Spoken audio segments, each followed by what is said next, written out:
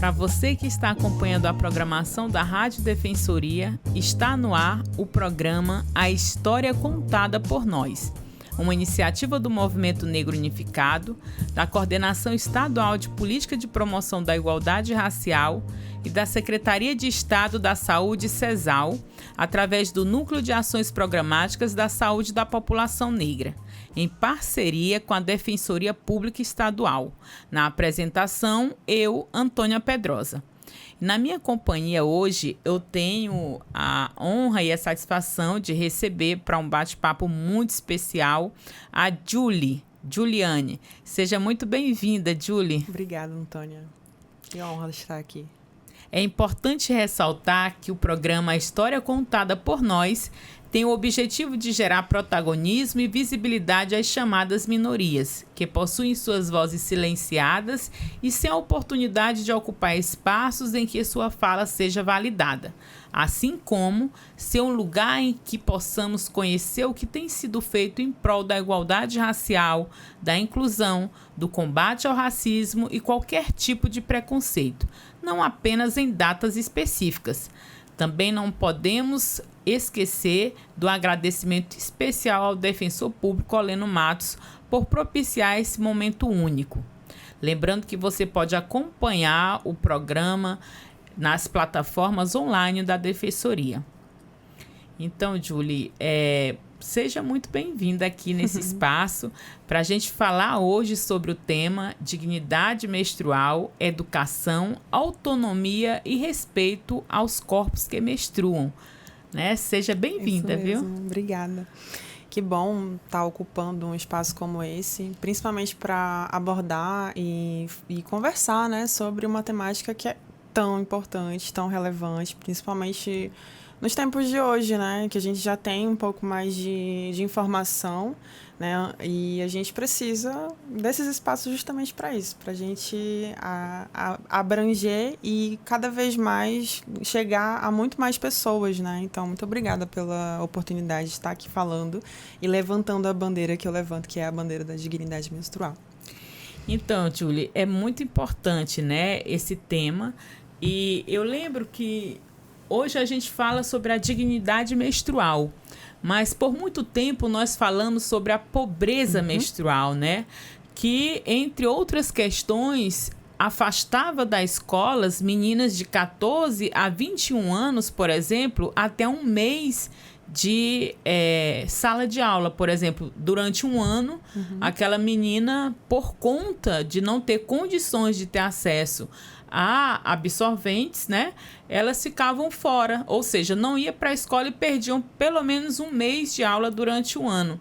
Esses são dados, né, da ONU, e essa bandeira ela foi crescendo, né, foi se discutindo, e em 2021, né, tivemos a Lei 14.214, que criou o programa Dignidade Menstrual, né, que foi regulamentado pelo Decreto 11.432. E esse programa ele foi lançado, né, pelo governo federal em 2023, no Dia Internacional da Mulher. Então, assim, a gente, você observa que é muito recente. 2021 a gente tem, né, a lei, e que só é regulamentado em 2023. Aí a gente leva mais um período, vem então a regulamentação. E aí, muito se discutia sobre a questão realmente da pobreza menstrual. Quem eram as pessoas mais atingidas, né? E esse debate ele foi crescendo ao ponto da gente fazer essas modificações. Eu falo a gente porque é uma demanda da sociedade que foi ouvida pelo poder público. Total. Não é isso, Julie? Você falando, é isso, passa um filme na cabeça, né? Porque, de fato, eu já trabalho com essa questão da educação menstrual em si, já tem uns 5 anos. Né? Então, de certa forma, eu acho que o boom de tudo isso, o que escancara isso para a nossa sociedade, de certa forma, foi a pandemia. Né? A gente já tinha esses dados internacionalmente falando, né?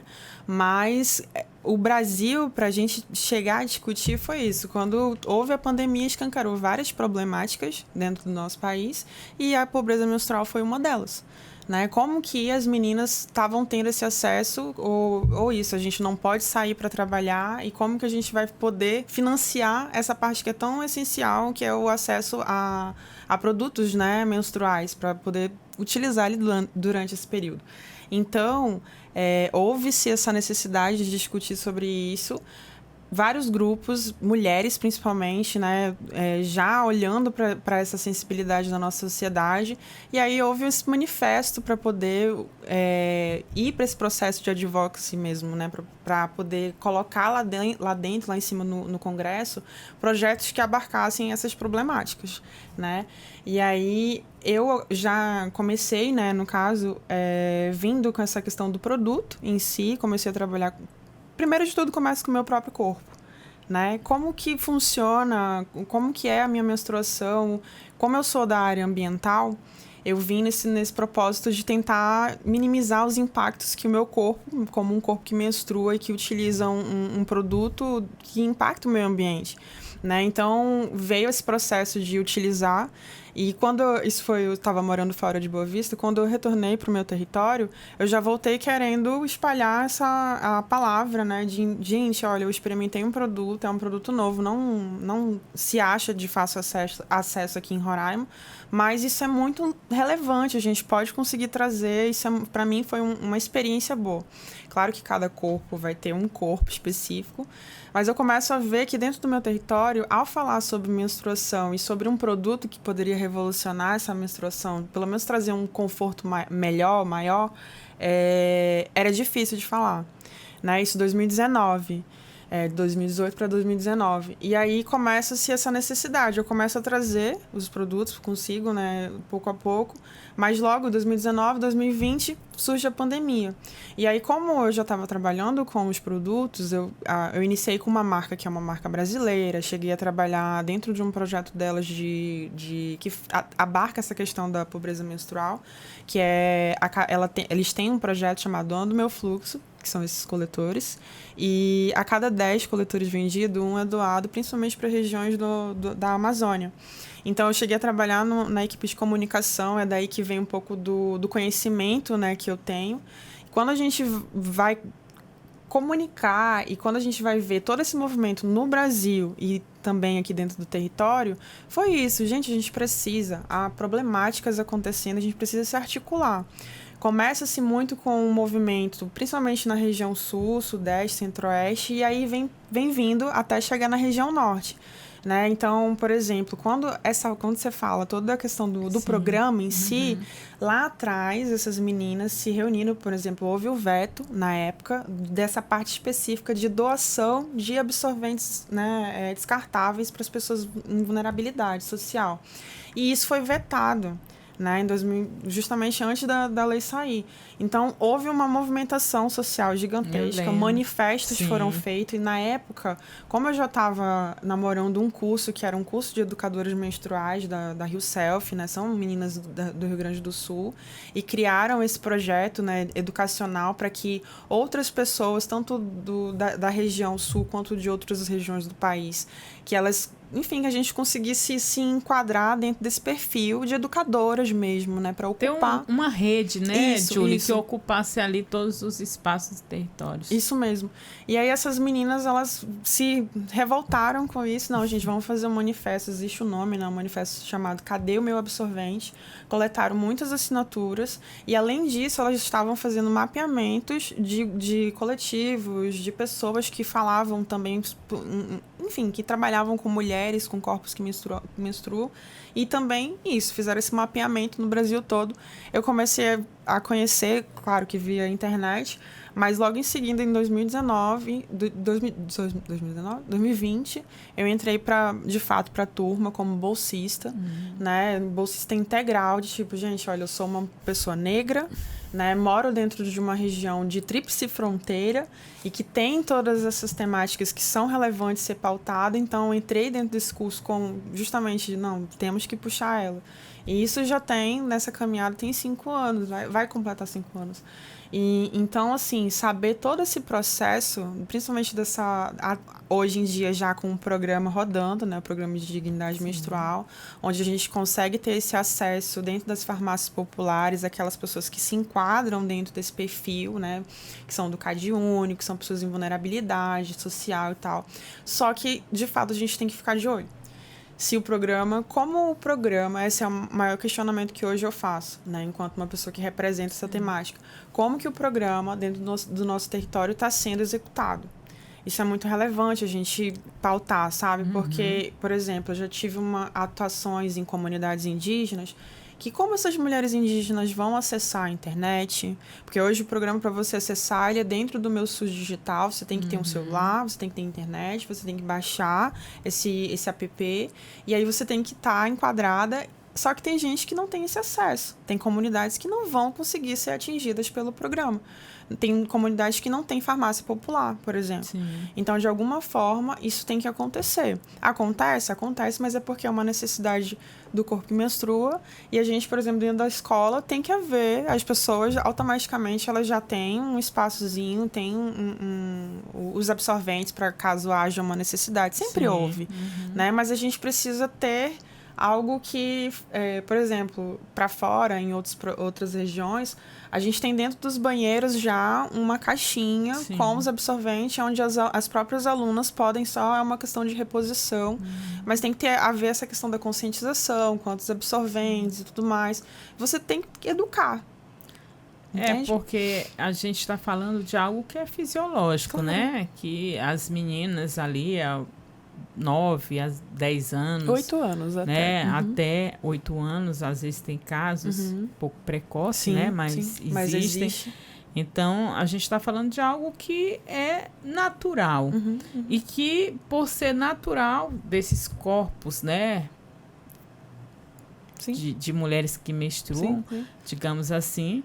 E aí a gente se depara com a desigualdade social, que aí você vai em algo que é muito profundo. Total. Porque, por exemplo, se aquela família tem ali 3 meninas e muitas vezes o recurso que tem é mal para comprar o alimento, então um absorvente ali, comprando 3, já vai quase o dinheiro da alimentação do dia, né?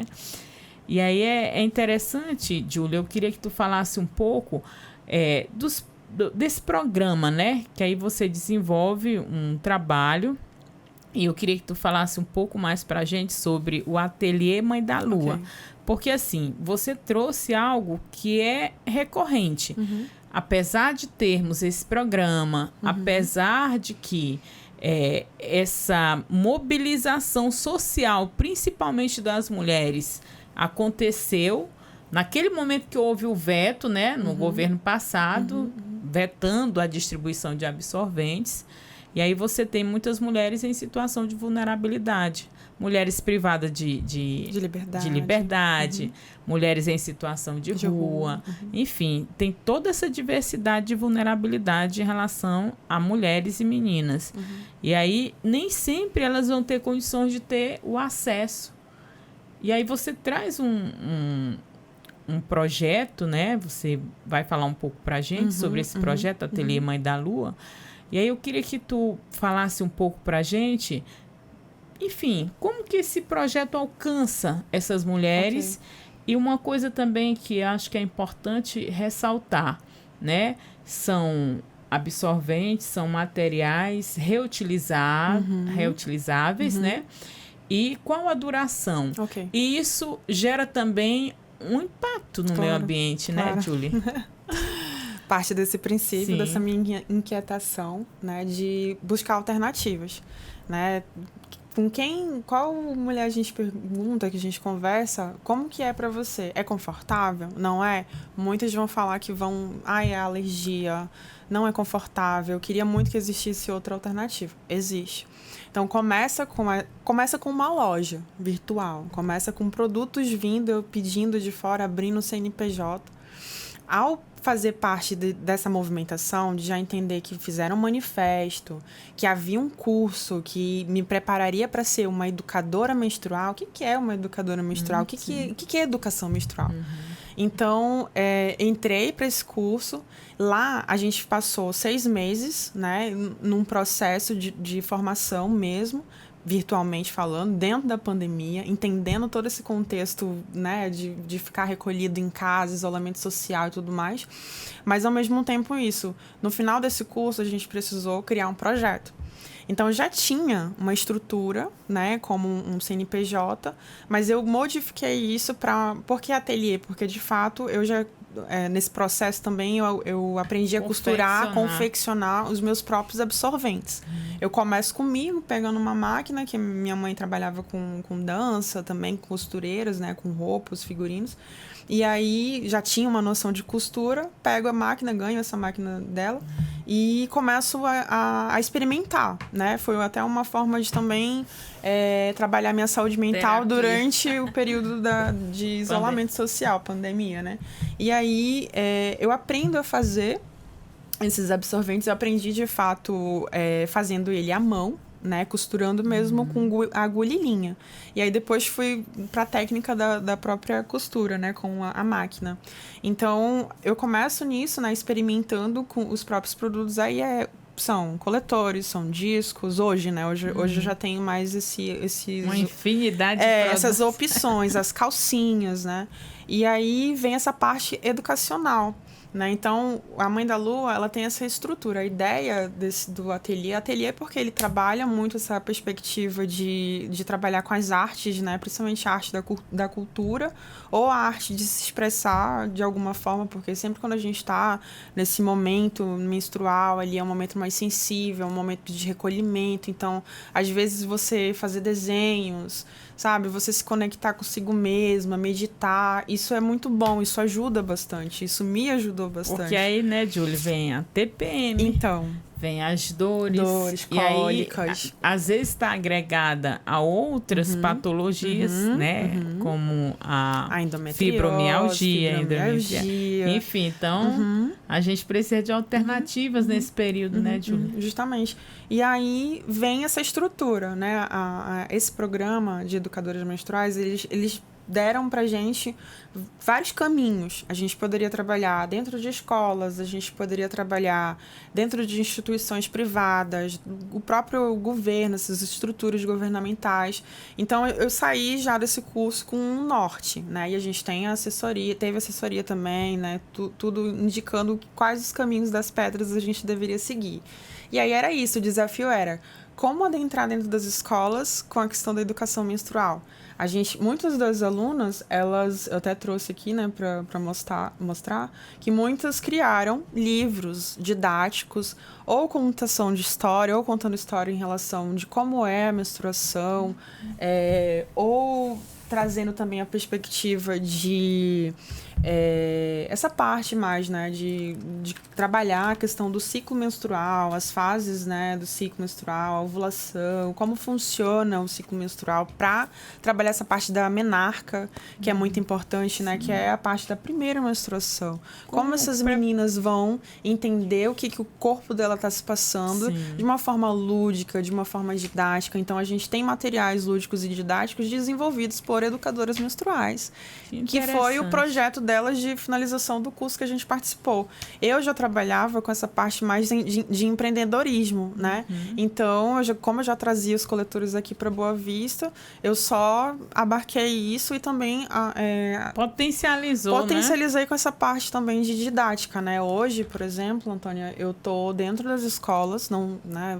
Ainda com um passo de formiguinha, do possível, né, mas muitas professoras que conhecem, ou diretoras, ou alguém que está dentro da escola, desse ambiente escolar, olha o meu trabalho e tipo, Julie, venha fazer uma palestra, venha fazer uma roda de conversa com os alunos. E está sendo muito prazeroso, proveitoso, tipo, muito bom, porque quando a gente está ali em sala de aula, conversando com os alunos, a gente sabe que a gente está fazendo algo significativo para eles, porque às vezes é uma conversa que em casa não consegue ter, mas que ali eles se soltam tanto ao ponto de interagir de uma forma muito legal dentro daquela roda de conversa. Geralmente eu gosto de fazer esse formato roda de conversa porque solta, entende? Não ficar só lá na frente falando, apresentando. A roda vai girando, né? A roda vai girando. Como é pra você?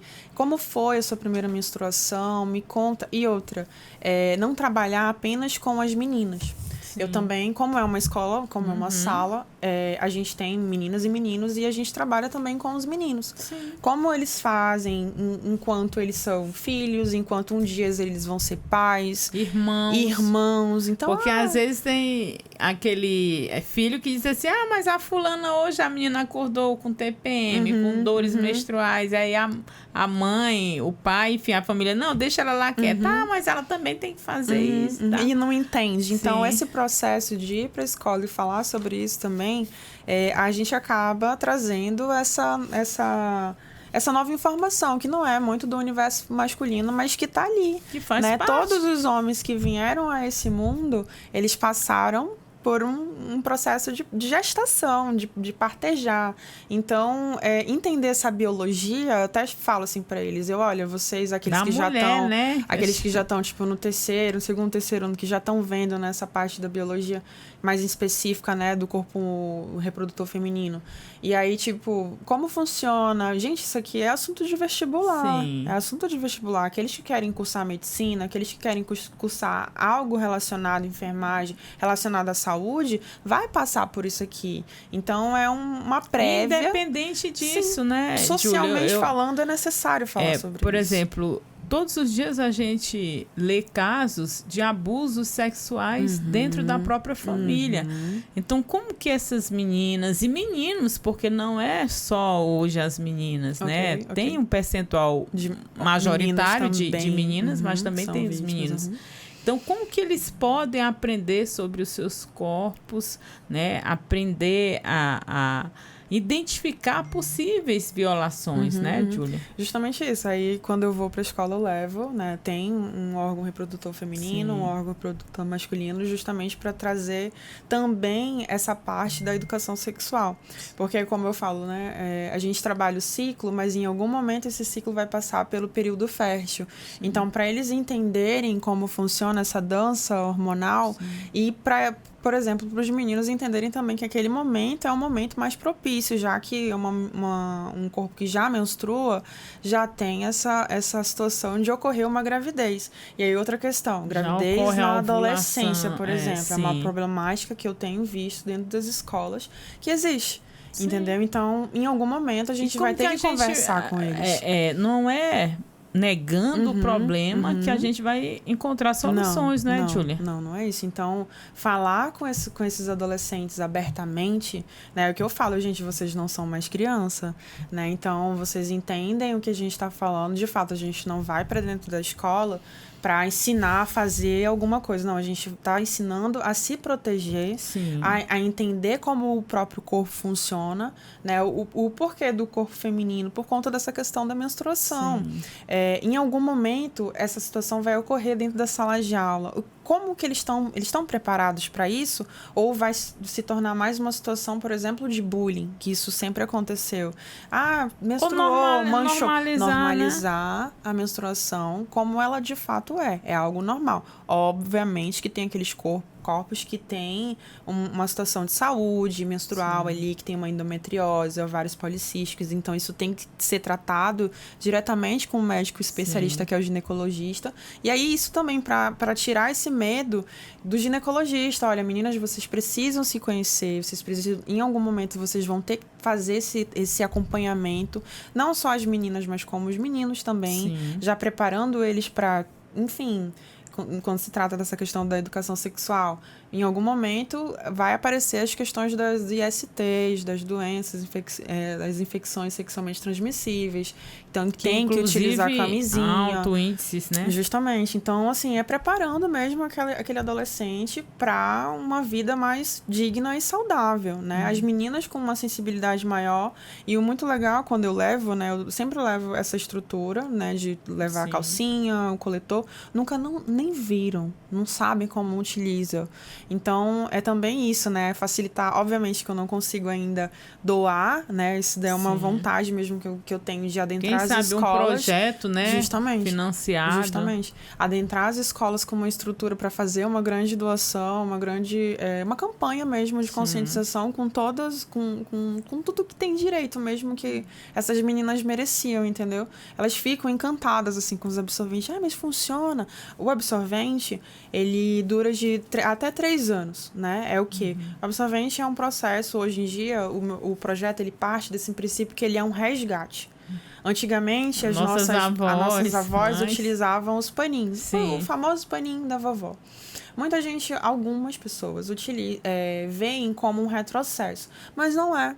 É muito saudável você utilizar um pano que você vai lavar, que você vai higienizar, do que às vezes, o próprio absorvente, se você utiliza durante muitas horas, ou o absorvente, ou o coletor menstrual também, por exemplo. A gente tem uma questão que é a síndrome do choque tóxico. Quando você utiliza um produto por mais de 12 horas, ele pode ocasionar uma infecção. Então, precisa-se... Já ocorreu com os absorventes íntimos, né? Justamente. Então, precisa-se dessa orientação também, de entender que você não pode passar tantas horas, então você tem que conhecer o seu próprio ciclo menstrual para entender as trocas. Então, um absorvente, por exemplo, de tecido, ele dura até 3 anos, dependendo da conservação da pessoa. Higiene. Precisa de uma higienização específica, precisa ser muito bem retirado o sangue menstrual para poder, de fato, estender, secar para poder utilizar novamente. O coletor também é a mesma coisa, você precisa se conhecer o seu próprio corpo, como utilizar as dobras que você tem a opção de fazer para inserir o coletor menstrual. Existe o disco menstrual, que é um outro produto. Existe a calcinha. Hoje já tem... nós já temos, com a tecnologia que já foi desenvolvida, a gente já tem biquínis. Você consegue, no finzinho do período, né, utilizar um biquíni para adentrar um rio, um igarapé, né, tomar o seu banho. Então, é isso. É entender que você tem uma gama de produtos que possam te solucionar ali, né? Te deixar segura durante esse período. A gente tem também hoje... Julie, e assim, aqui, por exemplo, para nós da região norte, que é muito quente, né? Então, eu acho que é bem, né? É viável tanto para higienização, sim, né? Você colocou, secou para no sol. Para outras questões da saúde da mulher, como a infecção urinária, né? Que o produto é mais quente, enfim. Geralmente, os absorventes descartáveis, a gente não para pensar, mas eles são polímeros, né? Eles são um plástico. Ele é derivado do petróleo. E aí, aquilo ali abafa. Ele não tem uma transpiração. Né? Então, os absorventes, a gente já, tipo, no caso da produção, a gente já pode ser que a gente faça, tem a opção de fazer 100% algodão para aquelas mulheres que querem algo, que eu não quero plástico nenhum, Julie, não quero nem essa camada impermeável, faça para mim só de tecidos de algodão, que são esses aqui. Então, a gente tem essa opção, existe um melhoramento tecnológico num tecido que ele é impermeabilizado, mas também ele deixa essa transpiração, que isso que é importante, entendeu? E aí, para uma outra opção, a gente já tem, claro que ainda é uma opção que ainda não chegou aqui, a gente pede, mas consegue pedir para vir de fora, que é o biodegradável. É um absorvente feito de material orgânico, né, que é feito de fibra de milho e bambu. Esse aqui que eu estou trazendo como um exemplo, ele é de umas meninas que são 3 mulheres negras, uma de São Paulo, as outras 2 da Bahia, que se chama Ecociclo. A gente trabalhou juntas, inclusive elas fizeram um projeto aqui lá em Pacaraima, que foi a implantação de 3 minicentros de costura de absorventes ecológicos em comunidades indígenas, Taurepang. E aí as meninas da Ecociclo vieram com esse projeto de costura de absorventes de tecido. Mas elas têm... Aí você pode ver também que eles são costurados também, né? Só é feito essa estrutura do produto delas, né? Com essa fibra de material orgânico. E ele é biodegradável. Em 6 meses você pode jogar dentro por exemplo, de uma composteira e ele vai se biodegradar. Então, é uma opção, entendeu? Que a gente Mas tem. ainda não é feito em larga escala. E aí, essa é a evolução que a gente está indo passo a passo. Justamente, elas hoje estão aí captando recursos. Quem quiser ir lá atrás de Ecociclo para entender melhor como é. E eu trago essa questão, né? De que são 3 mulheres negras. Sim. Entendeu? Perfeito. E elas vieram para cá, de alguma forma a gente se encontrou nesse caminho. Obviamente, né, por conta do trabalho que eu desenvolvo, eu fui percebida por elas e a gente teve essa interação delas virem para cá também, pro território. E é isso, sabe? Então, a gente vai construindo uma história no meio dessa temática que é tão relevante. E o interessante, Júlia, que também vai interseccionando e alinhando, né, a tecnologia ao meio ambiente, que eu acho que é uma pauta muito importante. Por exemplo, quando você traz, né, os absorventes são degradáveis, biodegradáveis, né? E que a gente hoje tem um sufocamento no nosso meio ambiente por conta de tantos produtos, tanto plástico. O absorvente descartável é de 100 a 400 anos para se decompor. Ou seja, olha só, o primeiro absorvente desenvolvido na Segunda Guerra Mundial ainda está aí se decompondo em algum lugar desse planeta. Então, essa é uma preocupação muito forte que a gente tem. Inclusive, as empresas hoje elas estão tentando se remodelar nesse novo formato de que elas têm que ser sustentáveis. Né? Tá aí que a gente está vendo tantos outros produtos, né? Por exemplo, esse outro mercado, justamente, né? Eu já tenho 2 opções de coletores aqui para você, né? Sim. Então, é justamente isso. Você tem empresas que estão tentando se encaixar dentro desse... a gente chama de Femtechs, que são empresas que são lideradas por mulheres, geralmente, e que trazem essa necessidade, né? De como que esse produto vai se encaixar no corpo, qual o material utilizado. Tem coletores, esse daqui, ele é biodegradável também, ele é de TPE, e aí é um material que ele também se biodegrada, 3 anos o tempo de vida útil dele, né? Já esse outro é de até 10 anos, dependendo do seu cuidado com esse produto. Então, é isso. Muitas vezes, essa parte da educação menstrual e o que eu faço dentro do ateliê Mãe da Lua é trazer essas informações para perto. Não é só você chegar na prateleira, pegar e levar o produto. Não.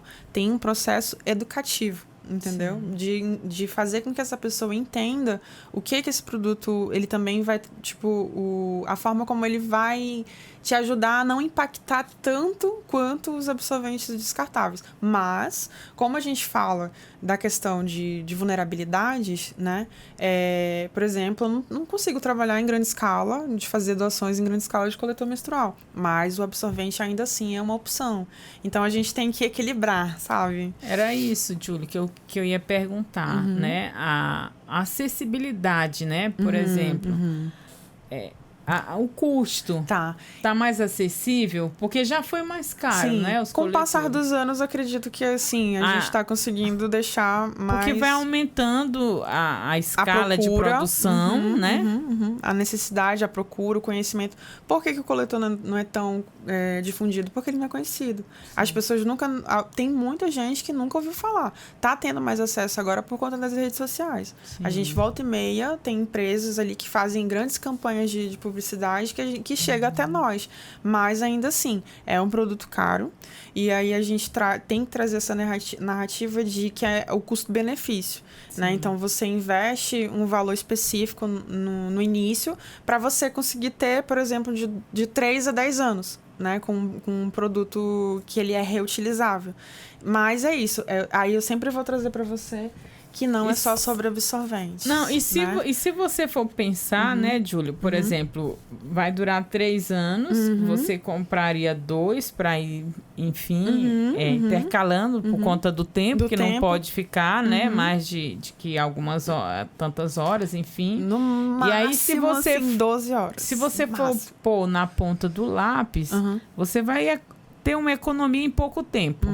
Vamos dizer, em 4 meses, você já, né? Tipo, o dinheiro que tu ia gastar em absorvente, você comprou um coletor e você vai economizar por quase 3 anos. Justamente.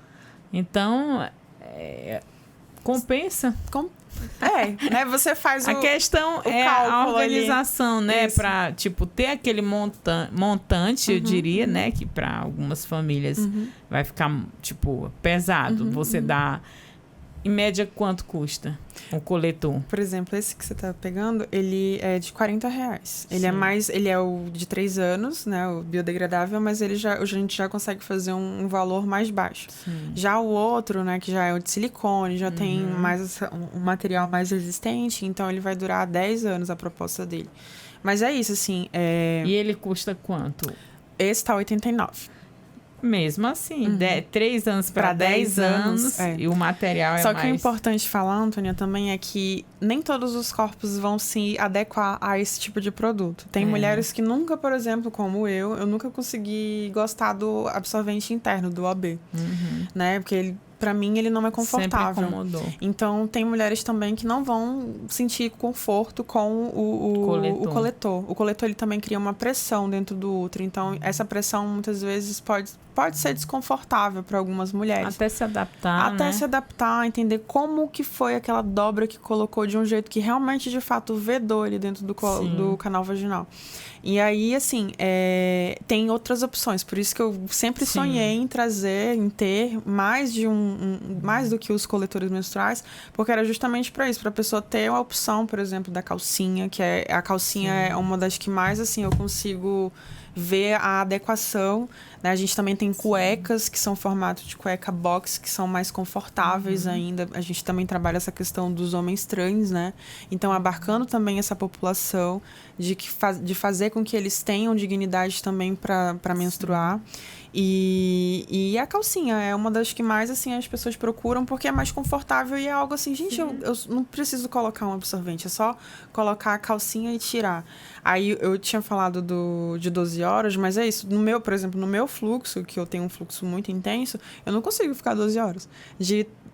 Acho que no máximo 4 horas eu já tenho que fazer a troca quando eu tô num dia de fluxos intensos, né? Então, mas a minha adaptação com o coletor foi porque, de fato, eu queria muito que isso desse certo. E deu, né? Não é o meu que eu utilizo sempre. Por exemplo, hoje o coletor eu tenho a opção de colocar geralmente quando eu tô em viagem. Quando eu vou para algum interior, quando eu vou para algum outro estado, e estou menstruada, eu utilizo o coletor porque acaba sendo mais prático, de certa forma, para mim.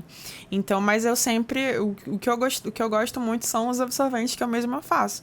Eu tenho essa troca, muitas vezes quando eu tô em casa, consigo fazer a troca de uma forma mais... uma forma mais confortável ali, né? Porque você precisa tirar, você precisa higienizá-lo de uma forma que ele de fato vá ficar bem limpinho mesmo para estender e fazer esse uso novamente. Mas é isso, assim, é você saber que existe opções. E também a opção de não menstruar, caso você tenha essa necessidade, caso você queira também. Acho que o nosso corpo é livre, a gente só precisa entender as opções que a gente tem. Porque aí a gente entendendo o que a gente pode optar, a gente pode definir o que é mais confortável e o que não é pra gente. Sim, sempre consultando também um profissional, né? Quando se tratar isso mesmo. Dessas questões. As dúvidas necessárias mais especificamente, né? Porque, de fato, nós educadoras não somos... Algumas sim são já da área da ginecologia. Não, eu falo assim no quesito de, por exemplo, a mulher, eu não quero menstruar. Então, acho que nesse quesito... na questão de você utilizar um método que seja orientado pelo um profissional da saúde, né? Nesse caso, não no caso, esse caso da orientadora, né? No teu caso, produtos, que é... do ciclo menstrual em si. Acho que é mais tranquilo, porque são questões que, como eu falei, são coisas naturais, né? E onde adquirir, Julie, os livros, por exemplo, quem estiver ouvindo, quem vai ouvir depois o podcast aqui, né, sobre o tema e queira te seguir, por exemplo, no Instagram, né? Perfeito. O Projeto Mãe da Lua. Perfeito. Enfim, onde que então, as pessoas podem ter acesso? Ok. Até para poder ver o que a gente tá... Sim. Porque eu trouxe aqui, como é só gravado, né? O áudio. Sim. Mas a gente, tipo assim... Eu trabalho com a criação de conteúdos também, né? Tô desenvolvendo esse lado também dentro da página. A página é ateliê, @ateliê Mãe da Lua. Atelier, né? Mãe da Lua. E ali eu tô sempre falando de alguma coisa e tem a disponibilidade dos livros que eu trabalho como referências, né? Porque justamente são isso, são pessoas Sim. que ou eu conheço, ou eu admiro, já conheci o trabalho, ou de fato são pessoas que foram alunas das turmas que a gente participou no curso de educadoras menstruais e que finalizaram o processo como um livro. Esse daqui do Corpos Menstruantes, eles são de 2 meninas que foram alunas de outras turmas, né, e que trabalham a questão da educação e dignidade menstrual, né, ressignificando experiências e criando novas narrativas. Então, são as meninas da Crua. É muito, muito bom, assim, ter pessoas que eu conheci virtualmente, mas também pegar, apalpar nesse projeto delas, né. E se quiser saber mais, é só entrar lá no Instagram, que eu vou estar também disponibilizando, assim, esses livros, né? Eu sempre faço isso de vídeos, materiais de audiovisual ou livros para ler. Aí, geralmente, a gente pede pela internet, né? Manda trazer. Interessante. Então, você dá dicas de livros, né? Fala mais sobre os coletores, orientações. Tudo que você falou aqui com mais detalhes, né, na página. E as agendas também, né, porque volta e meia aparece alguma atividade, aí é onde divulga também, para as pessoas ficarem sabendo, não só minha rede pessoal, mas também dentro da Mãe da Lua. Ai, que legal, Julie. Foi muito bom, né, esse bate-papo, conversando com você sobre questões que atravessam diretamente, principalmente a vida das meninas, mulheres, dos corpos menstruantes, né? E aprender sobre esse universo, resgatar, né, questões ancestrais que são hoje importantes para a saúde, enfim, também dessas meninas, desses corpos. Então, eu gostaria de agradecer, né? Compreender sobre a dignidade menstrual é um tema e uma questão ainda muito importante e multifatorial, na qual reflete condicionantes sociais que inviabilizam ou dificultam.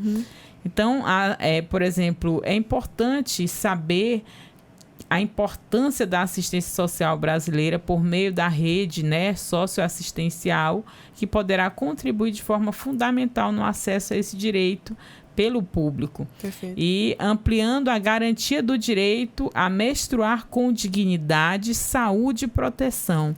Então, é muito importante falar sobre esse tema da dignidade, né? A gente já discutiu a pobreza menstrual e agora a gente discute como ter acesso, né? Com dignidade. Educação tem um papel importante nisso, para que essas mulheres tenham autonomia e respeito, né, aos corpos que menstruam. Então, Julie, eu gostaria de agradecer a tua contribuição, a tua participação nesse espaço tão importante. Seja sempre muito bem-vinda. Eu que agradeço. Falar sobre isso me emociona, né? Como eu já falei, ocupar espaços como esse para falar sobre a temática que eu abordo é muito relevante e eu só também fico maravilhada mesmo com a oportunidade de vir e poder compartilhar um pouco também da minha história, né? Falar que não é só sobre absorventes, mas também sobre dignidade para ter, por exemplo, até um banheiro digno ali dentro do nosso território. Às vezes tem isso, né? Tem mulheres e meninas em escolas, mas em outras regiões rurais, regiões de comunidades indígenas, que nem banheiro tem. Né, a gente se preocupar com essa questão também do acesso ao saneamento, que traz essa dignidade. Então, falar sobre isso, né, representar, ser uma voz que representa essas pessoas, é grande demais, entendeu? É uma missão, assim, muito grandiosa, né? Não no quesito de que é algo pesaroso, mas é algo que satisfaz a alma mesmo, satisfaz aquela missão de vida que a gente tem. Então, ocupar um lugar como esse para falar sobre isso, para mim, é uma honra. E, Julie, é emocionante realmente ouvir você falar, porque você traz esse tema com muito entusiasmo, com muita afetividade e com muita paixão pelo que você se propõe, né, a fazer de diferente e fazer a diferença na vida dessas pessoas. Então, é muito bom ouvir você, aprender um pouco mais sobre o projeto que você desenvolve, né, como que você atinge a vida dessas pessoas positivamente. Enfim, muito obrigada. Eu gostaria de fazer um agradecimento especial também para você que ouve o programa, que divulga, e fique à vontade para usá-lo, inclusive em rodas de conversa, né, Julie? Porque a gente traz temas aqui que são relevantes, que são importantes para diálogos no dia a dia, seja nos ambientes em que muitas pessoas fazem discussões importantes sobre tais temas. Então, muito obrigada a você. Gratidão. Lembrando que o programa A História Contada por Nós tem como objetivo falar sobre todos os assuntos que nos atravessam enquanto pessoas negras, mostrando os dados, identificando as causas, pois só assim podemos avançar rumo à igualdade racial e por uma sociedade sem nenhum tipo de preconceito.